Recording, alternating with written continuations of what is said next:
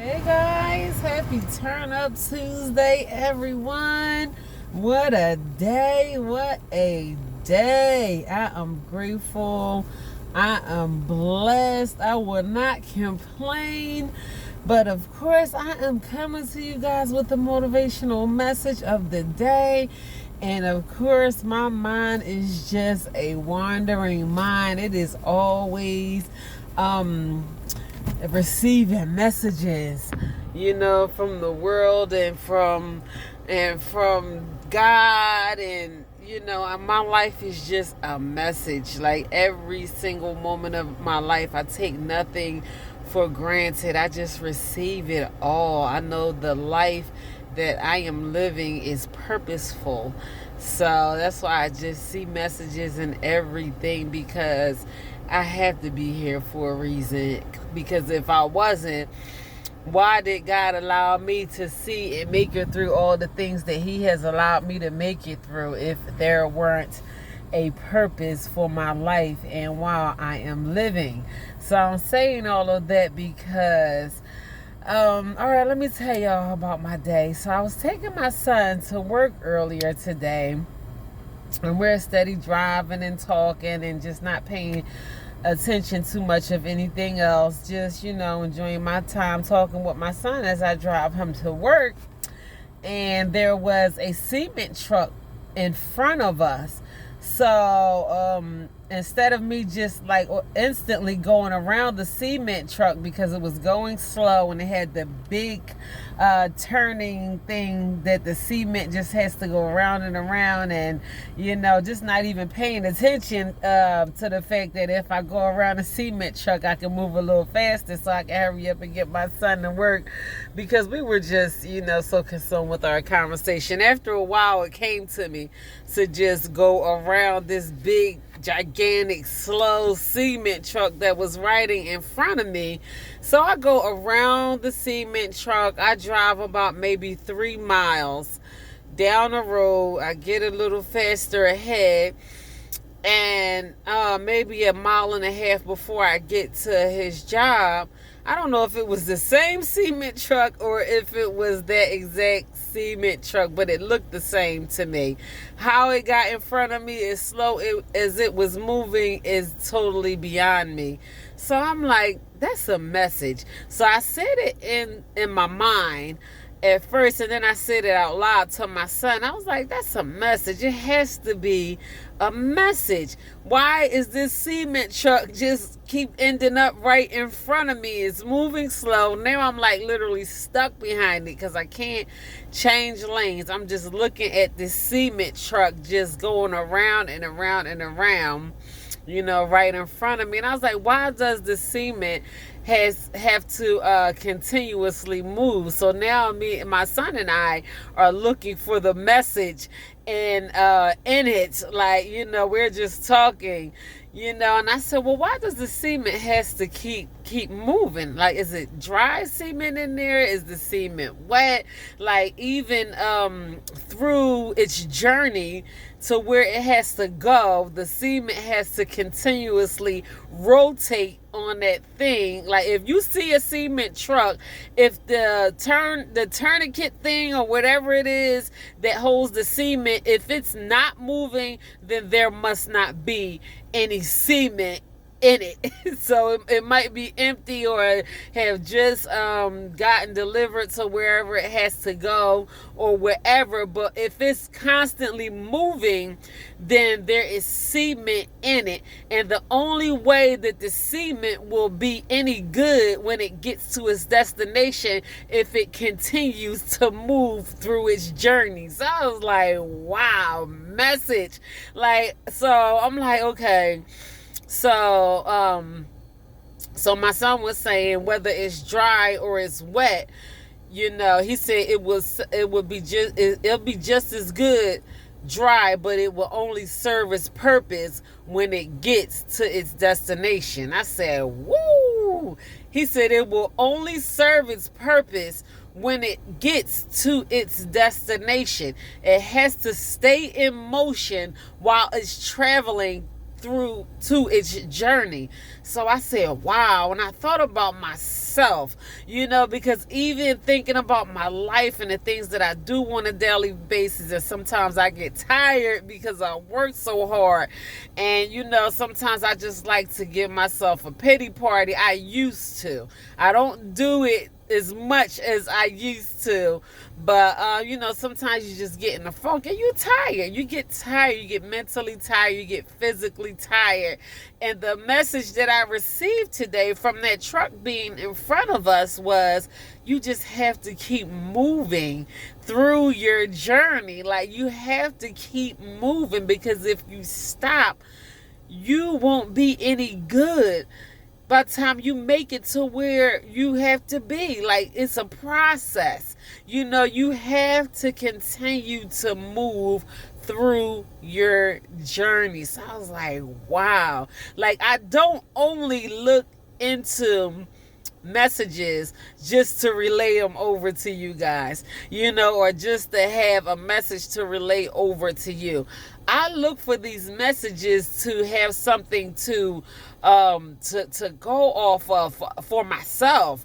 Even when I feel discouraged, or when I feel tired, or when I feel lonely, or I feel like, I'm a single mom, I need help, I feel like there's no one out here helping me, or whatever. And I'm like, what am I going to do? What is there left for me to do? I'm doing everything that I can.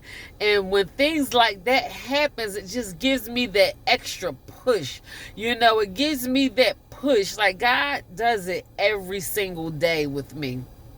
I don't know if it's because I look for messages, or God just reveals messages to me in the ways that he chooses to reveal messages, to me. Sometimes he speaks to me through numbers. Sometimes he will minister something directly to my spirit, just like this message today with the cement truck. Because for the life of me, I can't understand why, even when I go around it, speed past it, why is it still ending up right in front of me? And I was like, oh, I gotta write this down.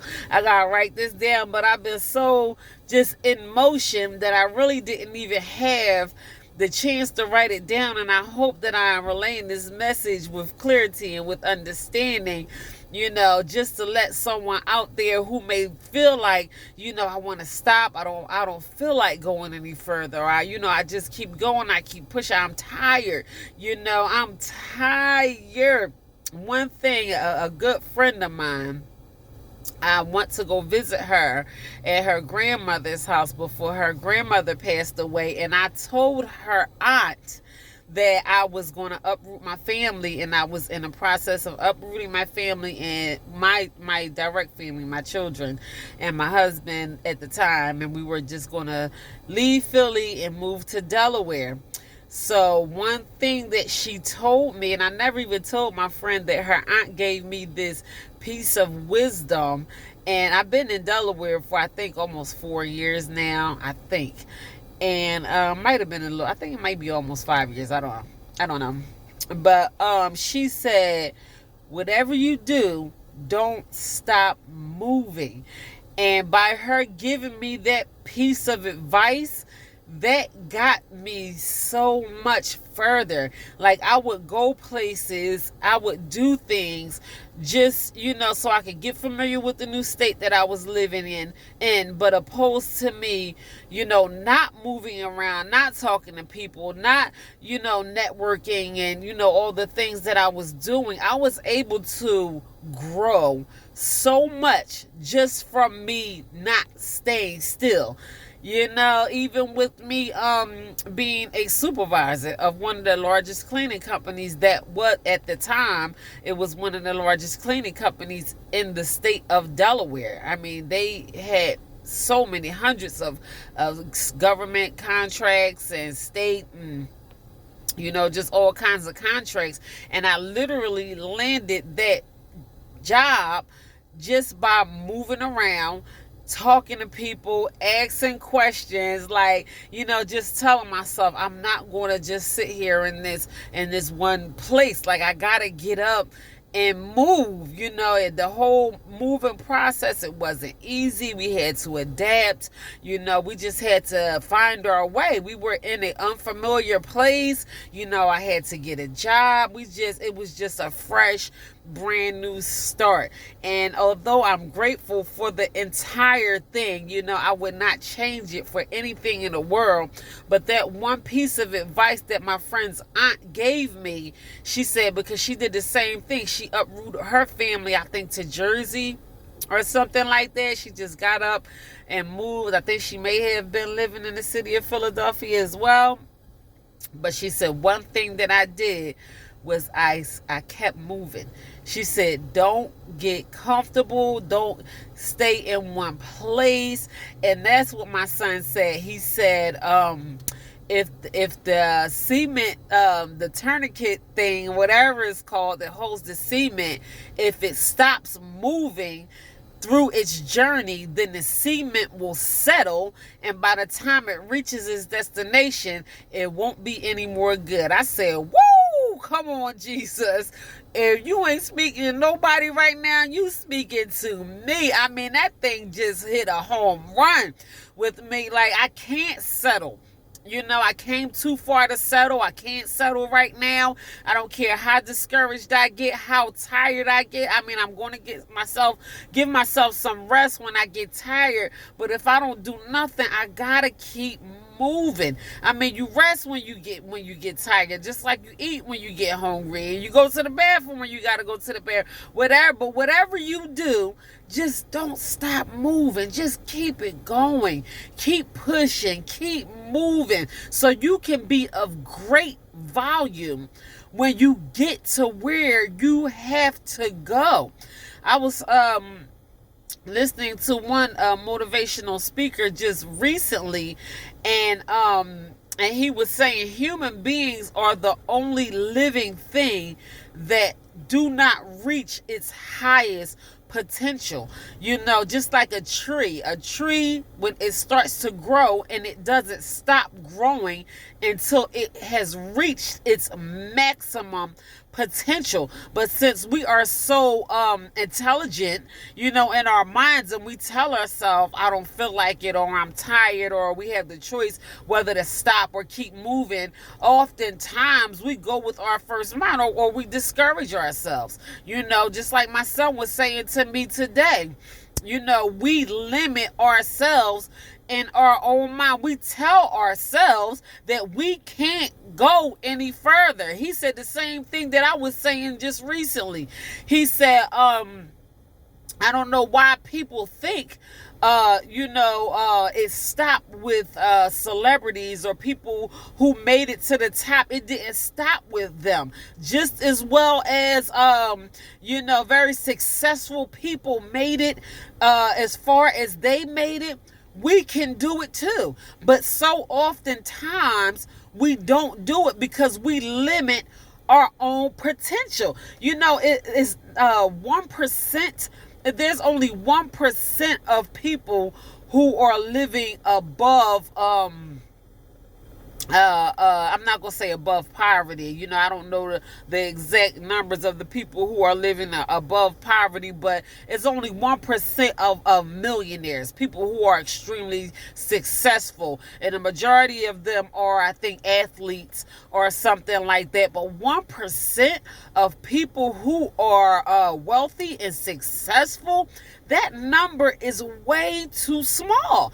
That number is way too small. 1%, and 99% of people that are out here working jobs that they don't want to be working at, and struggling to survive, that is absolutely ridiculous.